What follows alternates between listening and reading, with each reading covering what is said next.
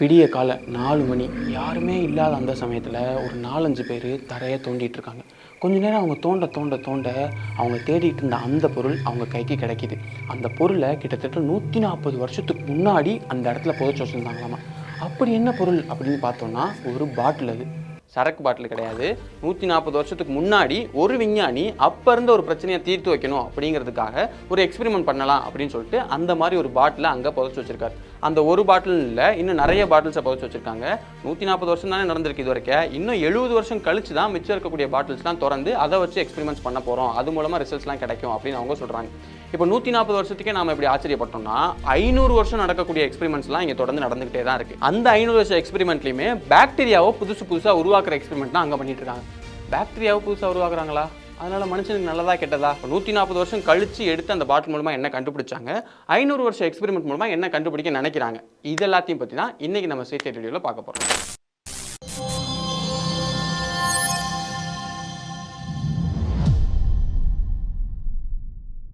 முதல்ல அந்த பாட்டில் எக்ஸ்பெரிமெண்ட்டை பற்றி பார்த்துருவோம். மண்ணிலிருந்து பாட்டில் எடுக்கக்கூடிய அந்த எக்ஸ்பெரிமெண்ட்டுக்கு பேல் சீட் எக்ஸ்பெரிமெண்ட் அப்படின்னு பேர் வச்சிருக்காங்க. இதோட நோக்கம் என்னன்னா 1879 அந்த சமயங்கள் எல்லாமே விவசாய நிலம் அந்த களை செடிகளால் ரொம்பவே அதிகமாக பாதிக்கப்பட்டிருக்கு இப்போ இருக்கிறத விட. அதனால இதுக்கு எப்படியாவது ஒரு தீர்வு கண்டுபிடிக்கணும், விவசாயிகளுக்கு ஏதாவது நன்மை செய்யணும் அப்படின்னு சொல்லிட்டு அமெரிக்காவோட மிச்சிகன் பல்கலைக்கழகத்தை சேர்ந்த ப்ரொஃபசர் வில்லியம் ஜேம்ஸ் பேல் இவர் இந்த மாதிரி பாட்டில்ஸை மண்ணுக்குள்ளே புதைச்சி வைக்கலாம் அப்படின்னு முடிவு பண்ணுறாரு. அதுக்காக 3க்கு 7 இன்ச் சைஸில் இருக்கக்கூடிய பாட்டில்ஸ் எடுத்து களை செடி இன்னும் சில வகையான செடிகள்னு அந்த செடிகளோட விதைகள் எல்லாம் கலெக்ட் பண்ணி அதை இந்த பாட்டிலுக்குள்ள போட்டு அதுக்குள்ள கொஞ்சம் மண்ணையும் போட்டு தரையிலேருந்து 3 அடி ஆழத்தில் அப்படியே குழி தோண்டி அதை தரைக்குள்ள அப்படியே புதைச்சி வச்சுறாரு. புதைச்சி வச்சுட்டு அதுக்குள்ள தண்ணி அதிகமாக சேராமல் இருக்கணும் அப்படிங்கிறதுக்காக அதை தலைகீழாக ஒரு சாஞ்ச நிலையில் அப்படியே புதைச்சி வச்சிடறாரு. மொத்தம் 20 பாட்டில்ஸை இந்த மாதிரி மண்ணுக்குள்ள புதைச்சி வைக்கிறாங்க. எதுக்காக அப்படின்னா அந்த பாட்டிலில் இருக்கக்கூடிய விதைகள் எல்லாமே எத்தனை நாள் வரைக்கும் முளைக்காம இருக்கு, இல்லை எத்தனை நாள் கழிச்சு தான் முளைக்குது அப்படிங்கிறத செக் பண்ணி பார்க்கணும் அப்படிங்கிறதுக்காக தான். ஏன்னா அப்படி சாய்ச்சி வச்சிருக்கனால தண்ணி உள்ள போய் சேராது, கரெக்டான மண்ணும் உள்ள போடலை, அதனால அது கரெக்டாக முளைக்கிறதுக்கு வாய்ப்பு இல்லை. அப்போ கொஞ்ச நாள் கழிச்சு வெளியே எடுத்து அது முளைக்குதா இல்லையான்னு செக் பண்ணுவோம் அப்படிங்கிறது தான் அவருடைய நோக்கமாக இருந்திருக்கு. இப்போ நம்மளுக்கு தோணலாம், ஏண்டா அது விதை முளைக்குதா இல்லையான்னு செக் பண்ணுறதுலாம் ஒரு எக்ஸ்பெரிமெண்ட்டா அப்படின்னு சொல்லிட்டு. ஆரம்பத்தில் 1879 அவர் ஆரம்பித்த சமயத்தில் அந்த மாதிரி நினச்சி தான் அவர் ஆரம்பிச்சிருக்காரு. ஆனால் போக போக வேற ஆட்கள் கிட்ட அது கை மாற தொழில்நுட்பமும் தொடர்ந்து வளர்ந்துக்கிட்டே இருந்துச்சு இல்லையா, அதனால அந்த விதைகளை வச்சு வேற மாதிரியான எக்ஸ்பெரிமெண்ட்ஸ்லாம் பண்ணி பார்த்துருக்காங்க. அதில் நிறைய முக்கியமான ரிசல்ட்ஸும் கிடச்சிருக்கு. என்னன்னா ஆரம்பத்தில், அதாவது அவர் செஞ்சு ஆரம்பித்த நேரத்தில் எல்லாமே ஒவ்வொரு 5 வருஷத்துக்கு ஒரு தடவை ஒவ்வொரு பாட்டிலாக எடுத்து நம்ம டெஸ்ட் பண்ணி பார்க்கலாம் அப்படிங்கிற மாதிரி தான் அவர் நினச்சிருக்காரு. அது அப்படியே கொஞ்ச நாளைக்கு பண்ணியிருக்காங்க. அதுக்கப்புறமா அது வேற ஆட்கள் கிட்ட கை மாறி இருக்கு. கை மாறின உடனே அவங்க ஒவ்வொரு 10 வருஷத்துக்கு ஒரு தடவை ஓப்பன் பண்ணி பார்க்கலாம் அப்படின்னு சொல்லிட்டு 1980 வரைக்குமே ஒவ்வொரு 10 வருஷத்துக்கு ஒரு பாட்டில் அப்படின்னு சொல்லி எடுத்து ஓப்பன் பண்ணி பார்த்துருக்காங்க. அதுக்கப்புறமா வந்தவங்க 10 வருஷமும் வேணாம், 5 வருஷமும் வேணாம், 20 வருஷத்துக்கு ஒரு தடவை எடுத்து பார்க்கலாம் அப்படின்னு சொல்லிட்டு ஒவ்வொரு 20 வருஷத்துக்கு ஒரு பாட்டில் ஓப்பன் பண்ணி பார்க்க ஆரம்பிச்சிருக்காங்க. அந்த வகையில் 2021 இந்த மாதிரி ஒரு பாட்டில் வெளியே எடுத்து அதில் இருக்கக்கூடிய விதைகள் எல்லாத்தையும் முளைக்க வச்சு ட்ரை பண்ணியிருக்காங்க. அதை எப்படி பண்ணுவாங்கன்னா அது ஒரு க்ரோத் மீடியமில் போட்டு அது வளர்றதுக்கு தேவையான மற்ற சூழல் எல்லாத்தையும் ஏற்படுத்தி கொடுத்து கொஞ்ச நாள் வரைக்கும் வெயிட் பண்ணி பார்க்குறாங்க, இது முளைக்குதா இல்லையா அப்படின்னு சொல்லிட்டு. அவங்க எடுத்த விதைகளில் 3/4 விதைகளுக்கு மேலே முளைக்கவே இல்லை, அதாவது அது முளைக்கிறதுக்கு தேவையான சக்தியை இழந்துருச்சு.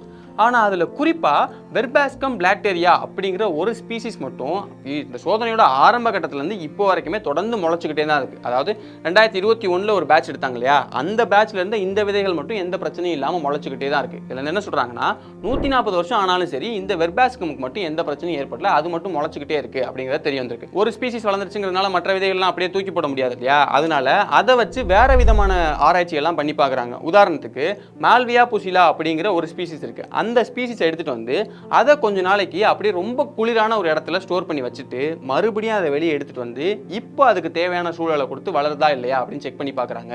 அவங்க எதிர்பார்த்த மாதிரியே அந்த மால்வியா புசிலா விதைகளால் கரெக்டாக வளர முடிஞ்சிருக்கு. அதுவே மற்ற விதைகள்லாம் இருக்கு. அதில் உதாரணத்துக்கு ரொம்ப அதிகமான காட்டுத்தீ ஏற்படக்கூடிய இடத்துல வளரக்கூடிய களை செடியெல்லாம் இருந்திருக்கு. அந்த செடியோட விதை எடுத்துட்டு வந்து அதில் நெருப்பு புகை இதெல்லாத்தையும் கொடுத்து அந்த விதை வளர்ச்சியை தூண்ட முடியுதா அப்படின்னு செக் பண்ணி பார்த்துருக்காங்க. ஆனால் அந்த விதைகளால் கரெக்டாக வளர முடியல. இந்த மாதிரி ஒவ்வொரு விதைக்கும் அதுக்குன்னு ஏற்ற மாதிரியான பரிசோதனைகள் செஞ்சு அதோட வளர்ச்சியை தூண்ட முடியுதா இல்லையா அப்படிங்கிறத பரிசோதிச்சு பார்த்துட்டே இருக்காங்க. நிறைய விதைகளால் வளர முடியல, ஒரு சில விதைகளால் தான் மறுபடியும் வளர முடியுது. இப்போ வளராம போன அந்த விதைகள் இருக்கு இல்லையா, அதை எடுத்துட்டு வந்து அதை DNA அந்த RNA லெவலில் பரிசோதிச்சு பார்க்குறாங்க. எதுக்காகனா அந்த விதைகளோட லாஞ்சிவிட்டி, அதாவது ரொம்ப நாள் நிலைச்சிருக்கக்கூடிய அந்த தன்மை இருக்கு இல்லையா, அது DNA லெவலில் எங்கே இருக்கு அதை கண்டுபிடிச்சு அதை தூண்டுறது மூலமா இறந்து போச்சு அப்படின்னு நாம நினைச்ச அந்த விதைகளையுமே மறுபடியும் வளர வைக்க முடியுமா முடியாதா அப்படிங்கிற ஆராய்ச்சிகளை தொடர்ந்து அவங்க பண்ணிட்டு இருக்காங்க. இப்போ இந்த எக்ஸ்பெரிமெண்ட் ஏன் முக்கியமாகுது அப்படின்னு அப்படின்னா நம்ம சேனல்லே ஏற்கனவே ஒரு வீடியோ பண்ணியிருப்போம். எதை பற்றி அப்படின்னா குளோபல் சீட் வால்ட் அப்படின்னு ஒன்று இருக்குது. அதாவது நார்வே நாட்டுக்கு சொந்தமான ஸ்வால்பார்ட் அப்படிங்கிற ஒரு தீவுக்குள்ள ஒரு சீட் வால்ட் வச்சிருக்காங்க. அங்கே உலகத்தோட எல்லா நாட்டையும் சேர்ந்த விதைகளை கலெக்ட் பண்ணி எடுத்துட்டு வந்து அதை ஒரு கோல்ட் ஸ்டோரேஜுக்குள்ள ரொம்ப கம்மியான டெம்பரேச்சர் இருக்கக்கூடிய ஒரு இடத்துல நல்லா சேஃபாக வச்சிருக்காங்க. எதுக்காக அப்படின்னா ஒருவேளை ஒரு மிகப்பெரிய அப்போகலிப்ஸ் ஏற்பட்டு நிறைய உயிர்கள் போய் விவசாயம் எல்லாம் அழிஞ்சு போச்சு அப்படின்னா அப்போ அந்த சமயத்தில் அங்கே இருக்கக்கூடிய விதைகள்லாம் எடுத்துட்டு வந்து ஆபத்து காலத்தில் உதவுறதுக்காக தான் அதை வச்சிருக்கதா சொல்றாங்க. அந்த விதைகள் எல்லாம் எடுத்துட்டு வந்து அது மூலமா மறுபடியும் விவசாயத்தை பெருக்கலாம் அப்படிங்கிறதுக்காக தான் அந்த சீட் வால்ட்டை அங்கே அமைச்சிருக்காங்க. ஆனால் இப்போ இங்கே பிரச்சனை என்னன்னா அந்த சீட் வால்ட்டை அமைச்சு எல்லா சீட்ஸும் பத்திரமா இருக்கு சரி. ஆனால் ஒருவேளை பின்னாடி காலத்தில் தேவைப்படும் போது எடுத்து அது சரியாக முளைக்காம போச்சு அப்படின்னா அப்போ அது பிரச்சனை ஆயிடும் இல்லையா? அதனால தான் இந்த பேல் சீட் எக்ஸ்பெரிமெண்ட் முக்கியமாகுது. ஏன் அப்படின்னா இந்த பேல் சீட் எக்ஸ்பெரிமெண்ட்ஸ் மூலமாக ஒருவேளை இறந்து போனதா நினச்ச விதைகளையும் நம்மளால் முளைக்க வைக்க முடியுது அப்படிங்கிற பட்சத்தில் இந்த சீட் வால்ட் தேவைப்பட்டுச்சுன்னா அங்கேருந்து எடுக்கக்கூடிய அந்த விதைகளையுமே நம்மளால் பயன்படுத்த முடியும் அப்படின்னு சொல்லி இவங்க சைட்லேருந்து சொல்கிறாங்க. அதனால தான் இந்த 144 வருஷம் சீட் எக்ஸ்பெரிமெண்ட்டை முக்கியமான எக்ஸ்பெரிமெண்ட் அப்படின்னு ஒரு சிலர் பார்க்குறாங்க. இப்போ இது வரைக்கும் 145 வருஷம் ஆயிருக்கா? இது முடியறதுக்கு எப்போ முடியும்னா 2100வது வருஷம் தான் முடியும். அப்போ அது முடியும் போது அந்த எக்ஸ்பெரிமெண்ட் ஒரு 200 வருட கால எக்ஸ்பெரிமெண்ட்டாக இருக்கும். இதில் மிச்சம் இருக்கக்கூடிய பாட்டில் எங்க இருக்கு அப்படிங்கிறது எல்லாருக்குமே எல்லாம் தெரியாது. அந்த டீம்ல இருக்கக்கூடிய ஒரு சிலருக்கு மட்டுமே தெரியற மாதிரி தான் வச்சிருக்காங்க. ஏன்னா எல்லாருக்குமே தெரிஞ்சிருச்சு அப்படின்னா ஒரு கியூரியாசிட்டியில எல்லாருமே போய் கண்ட இடத்துல தோண்டி அதெல்லாம் எடுத்துட்டு வாங்கன்னா அதோட எக்ஸ்பெரிமெண்டோட நோக்கமே வீணாயிரும் அப்படிங்கிறதுனால எல்லாருக்குமே தெரியற மாதிரி இல்லாம ஒரு சிலருக்கு மட்டுமே தெரியற மாதிரி தான் அந்த இதை வச்சிருக்காங்க. சரி, இப்போ அந்த 500 வருஷ கால எக்ஸ்பெரிமெண்ட் பத்தி பார்ப்போம். என்ன கதைனா யுனிவர்சிட்டி ஆஃப் எடின்பர்க், இது யுனைடெட் கிங்டம்ல இருக்கு. அங்க வேலை செய்யக்கூடிய சார்லஸ் காக்கல் அப்படிங்கிற ஒரு ஆராய்ச்சியாளர் அவருடைய லேப்ல ஒரு பெட்ரி டிஷ்ல குரோகோக்சிடியோப்சிஸ் அப்படிங்கிற பாக்டீரியாவை வச்சுட்டு மறந்துட்டார். எவ்வளவு வருஷம் மறந்துருக்காருன்னா 10 வருஷ காலத்துக்கு அது சீண்டாம அப்படியே மறந்துருக்காரு. அதுக்கப்புறம் அதை எடுத்து பார்த்தோம் அப்படின்னா அது அப்படியே இருந்திருக்கு, எதுவுமே ஆகாம.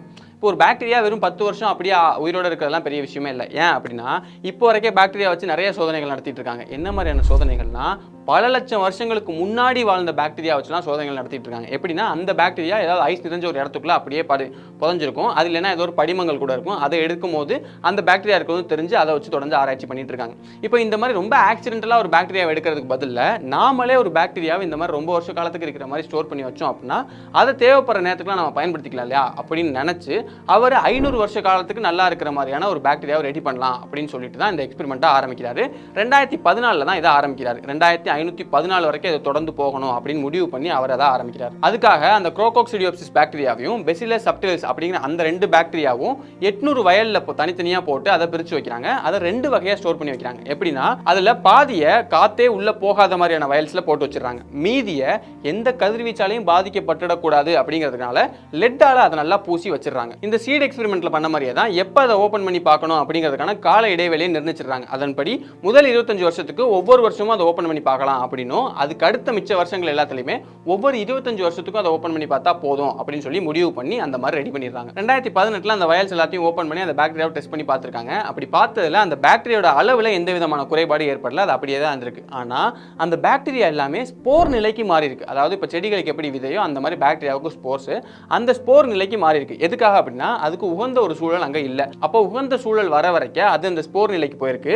எப்ப கரெக்டான சூழல் வருதோ அப்ப திரும்ப இந்த பாக்டீரியல் ஸ்டேஜுக்கு போயிடும். அதனால அந்த பாக்டீரியா எல்லாமே ஸ்போர் நிலைக்கு மாறி இருக்கிறது அவங்களுக்கு தெரிய வந்திருக்கு. இப்போ இந்த எக்ஸ்பெரிமெண்ட்டை பொறுத்த வரைக்கும் அந்த வயல்ஸை ஓபன் பண்ணி பார்க்கலாம் பெரிய விஷயம் இல்லை. ஆனா இதுல ஒரு சிக்கல் இருக்கு. என்னன்னா 500 வருஷம் வரைக்கும் இந்த எக்ஸ்பெரிமெண்ட் தொடரணும் அப்படின்னா அப்ப 500 வருஷம் கழிச்சு இந்த பூமி எப்படி வேணா மாறி இருக்கலாம், மனிதர்கள் எப்படி வேணா மாறி இருக்கலாம், சயின்ஸ் எப்படி வேணா மாறி இருக்கலாம், இந்த தொழில்நுட்பம் எதுவுமே இல்லாமலும் போகலாம், நான் எப்படி வேணா அப்டேட் ஆயிருக்கலாம், நம்ம பேசக்கூடிய மொழி எப்படி வேணா மாறி இருக்கலாம், இப்படிங்கிற மாதிரி என்ன வேணா நடக்கலாம் அப்படிங்கிற ஒரு காலகட்டமா இருக்கிறதுனால எப்பப்பெல்லாம் அந்த வயல்ஸை ஓபன் பண்ணி பார்க்குறாங்களோ அப்ப எல்லாமே அந்த காலகட்டத்தில் மொழி எப்படி அப்டேட் ஆயிருக்கு, அந்த காலகட்டத்தில் டெக்னாலஜி எப்படி அப்டேட் ஆயிருக்கோ அதுக்கேற்ற மாதிரி அதுக்கான ரிப்போர்ட்டை எழுதணும் அப்படின்னு சொல்லி தான் இப்போ அவங்க அதை க்ளோஸ் பண்ணி வச்சிருக்காங்க. இந்த 500 வருஷம் எக்ஸ்பெரிமெண்ட் ஏன் முக்கியம் அப்படின்னா இதே மாதிரியான ஒரு எக்ஸ்பெரிமெண்ட் 1988 ஆரம்பிச்சு இப்போ 37 வருஷமா இப்போ வரைக்கும் நடந்துட்டு இருக்கு. 37 வருஷம் தானே அப்படிங்கிறது ரொம்ப சின்ன காலகட்டமாக தெரியலாம். ஆனால் அந்த எக்ஸ்பெரிமெண்ட் மூலமாக அவங்க 75,000 தலைமுறைகளுக்கான பரிசோதனை செஞ்சு முடிச்சிருக்கதா சொல்றாங்க. என்ன கதைனா ரிச்சர்ட் லென்ஸ்கி அப்படிங்கிற ஒரு ஆய்வாளர் இருக்கார். அவர் நம்ம வயிற்றுல எல்லாம் ஈகோலை பாக்டீரியா இருக்கும் இல்லையா, அந்த பாக்டீரியா எந்த மாதிரி எவால்வ் ஆகுது, அதாவது அதோட ஒரு தலைமுறையிலேருந்து அடுத்த தலைமுறைக்கு எந்த மாதிரியான மாற்றங்கள்லாம் ஏற்பட்டு எப்படி எவால்வ் ஆகி மனுஷங்களோட வயிற்றுக்குள்ளே அது இருக்கு அப்படிங்கிறத கண்டுபிடிக்கிறதுக்கான ஆராய்ச்சி தான் அது பண்றாரு. அதுக்காக க்ரோத் மீடியம்ல அந்த பாக்டீரியாவை போட்டு வளர்க்குறாங்க. அந்த லேப்ல வேற எந்த விதமான ஆர்கானிசமும் போகாத மாதிரியான செட்டப்லாம் ஏற்படுத்தி 37 டிகிரி செல்சியஸில் கரெக்டான டெம்பரேச்சரில் அதை தொடர்ந்து வளர்த்துக்கிட்டே இருக்காங்க. இதில் என்ன விஷயம்னா, பொதுவாக பாக்டீரியாங்கிறது மனிதர்கள் மாதிரி இல்லை. ஏன்னா இப்போ மனிதர்கள் இப்போ எனக்கே அடுத்த தலைமுறை வரணும்னா ஒரு 25-30 வயசு வரைக்கும் ஆகுது. ஆனால் பாக்டீரியாவை பொறுத்த வரைக்கும் அது ரொம்ப சீக்கிரமாகவே அடுத்தடுத்த தலைமுறைகளை உருவாக்கணும். எந்த அளவுக்கு சீக்கிரமானா ஒரே நாள்லேயே 6வது 7வது தலைமுறை எல்லாமே அது உருவாக்க ஆரம்பிச்சிடும். இப்போ growth மீடியம்ல இருக்கக்கூடிய பாக்டீரியாலாம் 6வது தலைமுறையை உருவாக்கிடுச்சு இல்லையா, அடுத்த நாள் அந்த லேபுக்கு வராங்க. வந்துட்டு அதில் இருக்கக்கூடிய அந்த பாக்டீரியாவில் 1% மட்டும் எடுத்து அதை தனித்தனியாக பிரித்து வேற வேற மீடியமில் போட்டு மறுபடியும் வளர்க்க ஆரம்பிச்சிட்டாங்க. இப்போ 1% போக மிச்சம் இருக்கக்கூடிய எல்லா பாக்டீரியாவும் அங்கே அழிச்சிடுறாங்க. இப்போ அதுக்கு அடுத்த நாள் மறுபடியும் வந்து அந்த 6வது தலைமுறைங்கிறது இப்போ 12வது தலைமுறையாவோ இல்லை 14வது தலைமுறையாவோ மாறி இருக்கும் இல்லையா, அதுல இருந்து 1% எடுத்து மறுபடியும் ஒரு growth மீடியம்ல போட்டு அப்படியே வளர்க்குறாங்க. இந்த மாதிரி ஒவ்வொரு நாளும் ஒரு சதவீதத்தை மட்டும் எடுத்து அடுத்தடுத்த தலைமுறைகளை உருவாக்கிட்டே இருக்காங்க. இந்த வகையில் தான் இந்த 37 வருஷத்துல 75,000வது தலைமுறை பாக்டீரியாவை உருவாக்கி வச்சிருக்காங்க. இந்த எக்ஸ்பெரிமெண்ட் மூலமா ஒரு சில முக்கியமான விஷயங்களும் அவருக்கு தெரிய வந்திருக்கு. என்னன்னா, இப்போ ஆரம்ப கட்டத்தில் எல்லாமே அதாவது ஒரு 10-12 வருஷமா அதை பண்ணிட்டு இருக்கும்போது பெருசா எந்த பிரேக் த்ரூவுமே இல்லாமல் வந்திருக்கு. சரி, இதை முடிச்சுக்கலாம், என்னத்தை லீவே விடாம இதை போய் பண்ணிக்கிட்டே இருக்கும், ஒரு பெரிய பிரேக் த்ரூவுமே இல்லையே அப்படின்னு அவர் நினைச்சிருக்காரு. ஆனா அப்படி நினைச்ச சமயத்துல தான் முக்கியமான விஷயங்கள் நடந்திருக்கு. என்னன்னா, இந்த growth மீடியம் சொன்னோம் இல்லையா, அந்த பாக்டீரியா வளர்றதுக்கு அந்த growth மீடியம்ல சிட்ரேட்டையும் அவங்க சேர்த்திருக்காங்க. இப்போ பொதுவா ஈகோலை பாக்டீரியாவால நார்மல் கண்டிஷன்ஸ்ல இந்த சிட்ரேட்டை உட்கொள்ள முடியாது, அது அப்படியே தான் இருக்கும். ஆனா இங்க நிறைய தலைமுறைகள் கடந்து வந்ததுக்கு அப்புறமா ஆரம்பத்துல இருந்தே அதுங்க அந்த growth மீடியம்ல சிட்ரேட்டோடவே இருந்ததுனால ஒரு பாயிண்ட்டுக்கு மேல இந்த ஈகோலை பாக்டீரியாவால அந்த சிட்ரேட்டையுமே உட்கொள்ள முடிஞ்சிருக்கு. இது போக இன்னொரு முக்கியமான விஷயம் என்ன நடந்திருக்கு அப்படின்னா, அந்த பாக்டீரியல் காலனி அடுத்த தலைமுறைக்கு போகும்போது அதோட நம்பர்ஸே குறைய ஆரம்பிச்சிருக்கு. உதாரணத்துக்கு ஒரு காலனில 800 இருக்குன்னு வச்சுக்கோங்க, அடுத்த தலைமுறைக்கு போகும்போது அது 800 இல்லாம அது 600 இல்லை 500 குறைய ஆரம்பிச்சிருக்கு. நான் சொல்றது ஒரு உதாரணமான நம்பர் தான். இப்போ குறைஞ்சது போக இன்னொரு விஷயம் என்ன நடந்திருக்கு அப்படின்னா, எந்தெந்த காலனிலாம் அந்த பாக்டீரியாவோட நம்பர்ஸ் குறைஞ்சிருக்கோ அந்த காலனில எல்லாமே அந்த பாக்டீரியாவோட லென்த் முந்தின தலைமுறையோட இப்போ கொஞ்சம் பெருசா இருக்கு அப்படிங்கிற மாதிரி நிறைய விஷயங்கள் இந்த ஆராய்ச்சி மூலமா அவருக்கு தெரிய வந்திருக்கு. இதுல ரொம்ப முக்கியமா அவங்க சொல்ற விஷயம் என்னன்னா, மற்ற பாக்டீரியல் ரிசல்ட்ஸ்ல கிடைக்காத ரிசல்ட்ஸ் எல்லாமே கூட இங்க எங்களுக்கு கிடைச்சிருக்கு. இது ஏன் கிடைச்சிருக்கு அப்படின்னா, இவ்வளோ தலைமுறைகளை நாங்க உருவாக்கியிருக்கோம். அப்ப இவ்வளோ தலைமுறைகளை உருவாக்கவே எங்களுக்கு இத்தனை வருஷம் ஆயிருக்கு. அப்ப இவ்வளோ லாங் டைம் ரிசர்ச் மூலமா நமக்கு நிறைய முக்கியமான பதில் எல்லாம் கிடைக்கும் அப்படிங்கிறதுனால தான் ஒரு காலத்துல நான் நிறுத்திடலாம் அப்படின்னு நினைச்ச அந்த எக்ஸ்பெரிமெண்ட்டை என் வாழ்நாளுக்கு அப்புறமும் பண்ணா நல்லா இருக்கும் அப்படின்னு சொல்லிட்டு இப்போ எனக்கு தோணுது அப்படின்னு அந்த லென்ஸ்கி சொல்றாரு. இப்போ வரைக்கும் அந்த ரிசர்ச்க்கான ஃபண்டிங் அவருக்கு பல்கலைக்கழகம் மூலமா வந்துட்டு இருக்கு. ஒருவேளை அவங்க அதை நிறுத்திட்டாங்க அப்படின்னா அப்போ அந்த ரிசர்ச்சையும் முடிச்சிருவோம். அப்போ இதுக்கப்புறம் நமக்கு கிடைக்கக்கூடிய ரிசல்ட்ஸ்லாம் கிடைக்காம போயிடும் அப்படிங்கிறதுனால நான் தனித்தனியாக பர்சனல் ஃபண்டிங்லாம் தேடிக்கிட்டு இருக்கேன் அப்படிங்கிற மாதிரி அவர் சைட்ல இருந்து சொல்றாரு. இந்த மாதிரி லாங் டேர்ம் ரிசர்ச்சோட முக்கியமான அட்வான்டேஜாகவும் இதுதான் இருக்கு. இப்போ உதாரணத்துக்கு நமக்கு கொரோனா வந்துச்சு. கொரோனா வந்து அதுக்கப்புறம் கொஞ்ச நாள்லயே அடுத்த வேரியன்ட் வந்துருச்சு, இப்போ புது வேரியன்ட் தான் மக்களை தாக்கிட்டு இருக்கு அப்படிங்கிற மாதிரி நியூஸ்லாம் நம்ம பார்த்தோம். இப்போ கொரோனா எல்லாமே சரியாயிடுச்சு அப்படிங்கிற ஒரு விஷயம் தான். ஆனால் இதில் நம்ம தெரிஞ்சுக்க வேண்டியது என்னன்னா, இப்போ மனிதர்களுக்கு ஒரு தலைமுறையிலேருந்து அடுத்த தலைமுறைக்கு போகிறதுக்கு இத்தனை வருஷங்கள் ஆகுது அப்படின்னு நம்ம பார்த்தோம். ஆனால் அதுவே பாக்டீரியாவோ வைரஸோ எடுத்துக்கிட்டோம்னா ரொம்ப சீக்கிரமாகவே அடுத்தடுத்த தலைமுறைகளுக்கு அது போயிடுது. அப்போ ஒரு வேரியன்ட்டையும் ரொம்ப ஈஸியாக அதனால அடுத்தடுத்த தலைமுறைகளுக்கு உருவாக்கிட முடியும். அப்போ நம்ம ஏற்கனவே இருக்கக்கூடிய இந்த பாக்டீரியா வைரஸை வச்சு நம்ம லாங் டேர்மாக ரிசர்ச் பண்ணிகிட்டே இருந்தோம் அப்படின்னா நிறைய தலைமுறைகள் உருவாகும். அது மூலமாக நிறைய வேரியேஷன்ஸ் நமக்கு கிடைக்கும். அப்போ எப்படி அது எவால்வ் ஆகுது, என்னென்ன விஷயங்கள்லாம் நடக்குது அப்படிங்கிறத நம்ம படிச்சு வச்சுக்கிட்டோம் அப்படின்னா தான் இப்போ கொரோனா தாக்குதல் நம்ம தப்பிச்சுட்டோம் சரி. ஆனால் கொரோனா மாதிரியே பிற்காலத்தில் வேற ஏதாவது ஒரு தாக்குதல் ஏற்பட்டுச்சு அப்படின்னா அப்போ இங்கிருந்து கிடைச்ச படிப்பினைகளை நம்ம அங்கே அப்ளை பண்ணிக்க முடியும். அதனால தான் இந்த மாதிரியான லாங் டேர்ம் ரிசர்ச் ரொம்ப ரொம்ப முக்கியமாக இருக்குது. யாருமே அதை சும்மா செய்யலை அப்படின்னு இந்த மாதிரியான லாங் டேர்ம் ரிசர்ச்சஸ் பண்ணுறவங்க அவங்களுக்கு ஆதரவாக இந்த மாதிரி சொல்கிறாங்க. இந்த மாதிரி லாங் டேர்ம் ரிசர்ச்சஸ்லாம் உலகம் முழுக்கவே அங்கே ஒன்று இங்கே இன்னுமா நடந்துகிட்டே தான் இருக்குது. பொதுவாக ரிசர்ச்சஸ் பொறுத்த வரைக்குமே ரிசர்ச் நடந்துச்சுன்னா தான் டெக்னாலஜிக்கலாக அப்டேட் இருக்கும், சயின்டிஃபிக்காக அப்டேட் இருக்கும். அந்த மாதிரி நிறைய ஆராய்ச்சிகள் நடந்ததோடைய பயனாக தான் இப்போ இங்கே நின்று நான் இங்கே பேசிக்கிட்டு இருக்கேன். நம்ம பயன்படுத்தக்கூடிய தொழில்நுட்பமே அந்த மாதிரி ரிசர்ச் உடைய ஒரு பயனாக தான் நமக்கு கிடைச்சிருக்கு. இப்போ ஒரு ரிசர்ச்னு சொன்னோடனே நாம ஏற்கனவே ஒரு வீடியோ வந்து பண்ணியிருப்போம். என்னன்னா ஒரு ரிசர்ச்சை பற்றி தான்.